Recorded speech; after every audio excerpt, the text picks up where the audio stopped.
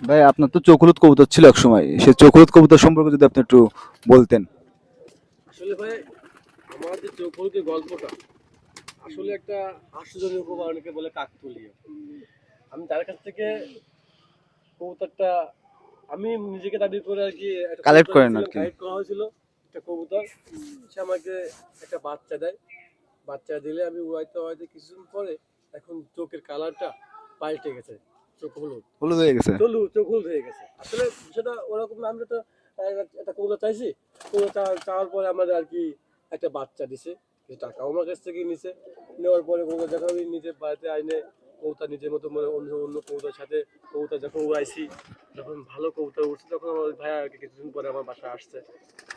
আমি এবং ওই আসলে কবুতরটা তো আলোড়ন ছড়ায় এলাকায়, হ্যাঁ মানে হ্যাঁ এত সুন্দর খুবই বাজি ছিল, আলোড়ন অনেক ছড়ায়। ভালো। চোখ বা- হলুদ বাজিও ছিল খুব ভালো। হ্যাঁ আরো ওই কবুতরটা আসলে আমি অডিয়েন্স বলে দিই, ওই কবুতরটা ছিল হচ্ছে নাকটানা দিয়ে করা, ওই নাকটানা এবং আমাদের খুলনার যে আদি যে চোখরুদ ছিল, ওই চোখরুদ দিয়ে ক্রস করা হচ্ছে ওই কবুতরটা তৈরি করছিল সে। হ্যাঁ এই সত্যি নাকটানা কথা। মদ্দা আর হচ্ছে নাকটানা মদ্দা আর চোখ হলুদ একটা মায়া দিয়ে ক্রস করে ওই বাচ্চাটা হয়েছিল। যেটা সেটা বাচ্চা হয়েছিল চোখ হলুদ। হ্যাঁ বলেন ভাই।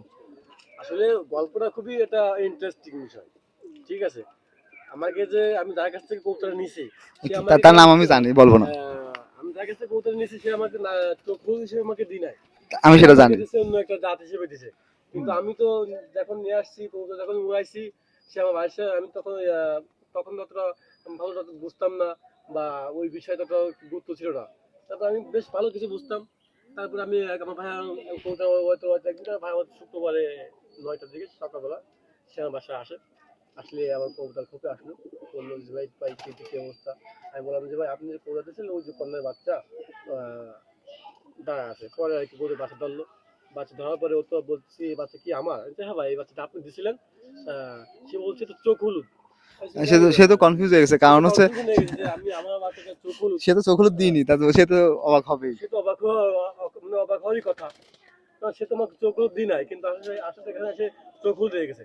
তারপরে তার সামনে আমি ওই তার এদিকে ঘোরানো হচ্ছে, হ্যাঁ ভাই এদিকে ঘোরানো হচ্ছে।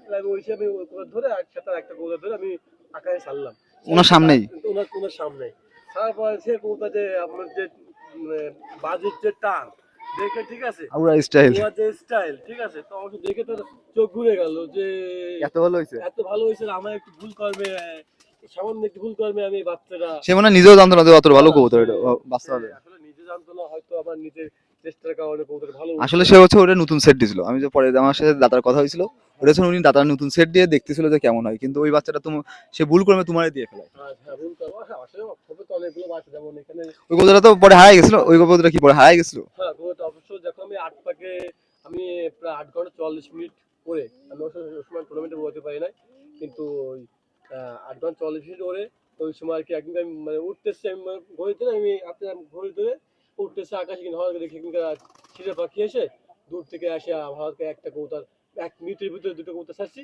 যে 1 মিনিটের মতো ট্রেনে করে আসলো। ভাবছি মনে হয় একটা আসবে, কিন্তু আসলে আমি দেখি যে ওইটা ধরে নিয়ে গেছিল, কবুতর মদারটা চলে ধরে আসে। নিয়ে গেছিল। হ্যাঁ তখন ভাবতে পারলাম যে আসলে কবুতরটা আসেনি আর আসবে না, শিকার পাখির কাছে শিকার হয়ে গেছে। এটাই সবচেয়ে দুঃখজনক। মানে একটা ভালো একটা কবুতর ছিল চোখ হলুদ নাম করা, কিন্তু আসলে ভাই আর কি ওই বলবো। কবুতরটা তো ওই পরেই নাম করলো, হ্যাঁ মানে ওই নাম দাদার কাছে করলো যেটা যে ছিল ওটা হচ্ছে ওই কবুতরটা ওর পরে নাম করলো যে আসলে এই কবুতরটা ভালো। হ্যাঁ এর হ্যাঁ আগে কিন্তু দাদা নিজেও জানতো না যে ওই কবুতরের সেটের বাচ্চা অতটা ভালো হবে বা অতটা ভালো বাজি হবে। হ্যাঁ হ্যাঁ। দাদা কালেক্ট করা ছিল যে ওই কবুতরটা হচ্ছে ইরার কাছ থেকে, কুচিদের কাছ থেকে কালেক্ট করা ছিল। হুম। তার কাছে কবুতরটা নিয়ে পরে তো আমি আর একটা বাচ্চা চেয়েছিল, পরে মনে হয় দিনই। পরে আর আমি তো আর দেখেছিলাম না, আমি চলে গেলাম বাইরে। সে তারপরে কবুতর মারা গেছিল। চোখ হলুদ, সে চোখ হলুদ আমি নিয়ে আসছিলাম। চোখ হলুদ আমার কাছে ছিল বাবুর কাছ থেকে। বাবু ওই কবুতরের সমস্যা ছিল কি, ওই টেকরায় ধান ধান বাঁধতো, টেকরায় হুম ধান বাঁধতো। বাবু খাওয়াতো ধান। হুম ওই একদিন গলায় ধান বেঁধে যায়, ও তার খেয়াল করে না, ওর হচ্ছে সময় ধান উঠিছে, হুম। ওই সকাল ভোরে চলে যায়, করে খাবার দিয়ে আর রাত্রেবেলা আসে। তো ওই সময় হচ্ছে কবুতরটা মারা যায়। আসলে হ্যাঁ আমি আসলে দাদার একটা কাছ সত্যি থেকে কথা ওই বলতে কি, কবুতরটা নিয়ে আসছি। একটা সত্যি কথা বলতে কি, আপনি যেটাই পালেন কবুতর পালেন বা গরু পালেন, কিন্তু যদি সম্পূর্ণ কেয়ারটেকার না করা হয়, যে কি আর খেয়াল না দেওয়া হয়, আসলে জিনিসটা অবহেলা করলে হবে না।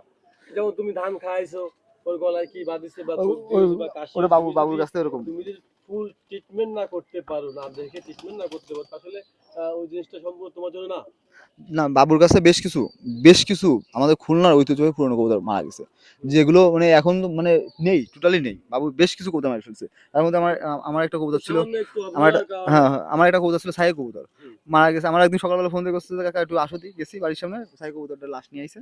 লাশ নিয়ে দেখা যাচ্ছে এই কবুতরটা মারা গেছে। হুম। আমি তখন কাছে কিভাবে মারা গেল, কয় কি আমি জানি না, পায়খানা টাইখানা সব কিছু ক্লিয়ার। পরে বুঝলাম না, পরে তোর হচ্ছে ওইভাবে আর একটা মদ্দা মারা গেলো, আমার বেনারস মদ্দাটা, একদম এরকম বেনারস মদ্দাটা। পরে আমি বললাম কি, তুই কি মানে ইসে যে মালসা কি পরিষ্কার করিস? ওই কি না, এই যে মালসাগুলো একটু চল দি। পরে মালসাগুলো পরিষ্কার করে দেখি কি, মালসার ভিতরে যে চেলা সাপ আছে না, হুম। চেলা সাপ হয়ে গেছে, চেলা সাপে কামড়াইছে। হ্যাঁ। ঠিক আছে, মনে করো ও সব কিছু ঠিক আছে, খাওয়া দাওয়া ঠিক আছে, কিন্তু ওই যে মালসাটা অনেকদিন পরিষ্কার না করার কারণে ওটা চেলা সাপ হয়ে গেছে। চেলা সাপে ওই মনে করো রাত্রেবেলা বা যে কোনো সময় কামড় দিছে, মারা গেছে। আসলে আমার কাছে এই যে চৌকোর কৌটোটা খুব ভালো লাগে।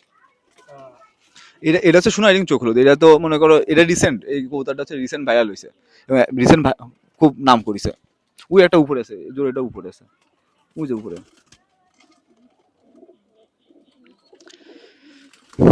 এই যে চৌকোরটা আসলে এটা হচ্ছে সোনাইরিং চোখ হলুদ। এই কবুতরটা আমাদের সে আদি চোখ হলুদ না, এটা হচ্ছে রিসেন্ট এই recent, কবুতরটা ভাইরাল হয়েছে হ্যাঁ। এবং খুব ভালো রেজাল্ট করেছে। এই কবুতরটা হচ্ছে যে কোন জেনারেশনের, এটা কেউই জানে না। আসলে কবুতরটা আপনারা যারা কবুতরবাজ দেখলেই বুঝতে পারবেন যে কতটা ভালো হতে পারে। ঠিক আছে। আসলে এই লেজ অনেক বড়, পাক অনেক বড়, যে কারণে এই কবুতরগুলো দুম করে। আসলে এই যে এই যে চাই দাও কবুতর যে স্টাইলটা, ঠিক আছে, মানুষ দেখলে বুঝতে পারে। ওই সময় তো তোমার আমলে তুমি যখন কবুতর পালো, তখন তো তুমি অনেক মানে ধরতে গেলে আমরা তো আগে তখন বয়স হচ্ছে 15-16 বছর বয়স। হ্যাঁ, হ্যাঁ, এটাই। 15-16 বয়স হয়ে যে তুমি টুর্নামেন্টে পুরস্কার পাবা, এই কথাটা কোনো বড় বড় কবুতর বা যারা 40 বছর 50 বছর বয়স, তারাও কোনোদিন কল্পনা করতে পারেনি। না, এটা আসলে তখন তো, এখন তো অনেকে অনেক ওই জায়গা ওই থেকে। কবুতরের মধ্যে মানে কবুতর ছিল হচ্ছে দীপু ভাইয়ের একটা কবুতর ছিল, হুম। তুমি যে কবুতর উড়েছিলে। দীপু ভাই তোমার সম্ভবত একটা ডিম দিল। হ্যাঁ, যাই হোক, হ্যাঁ, ডিম দিল, অনেকগুলো বাচ্চাও ছিল কিনা আসলে খেয়াল নেই। যাই হোক, ধন্যবাদ। সবাই ভালো থাকবেন, সুস্থ সবাই থাকবেন। ভালো থাকেন। আল্লাহ হাফেজ।